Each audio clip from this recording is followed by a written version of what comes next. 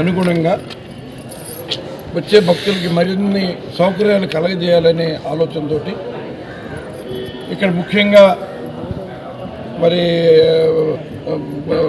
ముఖ్యమైన రోజుల్లో మరి కార్తీక మాసంలో కానీ ఇతర వైకుంఠ ఏకాదశికి కానీ ఇతర పర్వదినాల్లో భక్తులకి అకామిడేషన్కి చాలా ఇబ్బంది అవుతుందని మనం దృష్టిలో పెట్టుకుని ఇక్కడ 138 రూములు ఆలయ నిర్మాణం శివసదన్ని ప్రారంభించడం జరుగుతుంది. ఈరోజు అది పూర్తయింది. ఈరోజు అధికారికంగా ప్రారంభోత్సవం జరుగుతుంది. అలాగే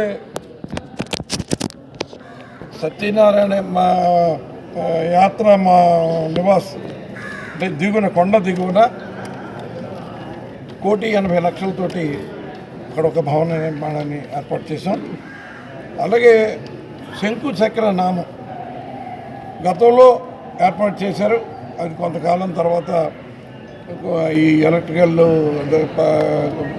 పార్ట్స్ కాబట్టి కొంత మధ్యలో ఒక నామం వెలగటం ఆగిపోతే దాన్ని మళ్ళీ పునరుద్ధరించి శంకు చక్రాలు భక్తులందరికీ కూడా ఎంత దూరం నుంచి అయినా సరే దర్శించుకునేలాగా ఏర్పాటు చేశాం.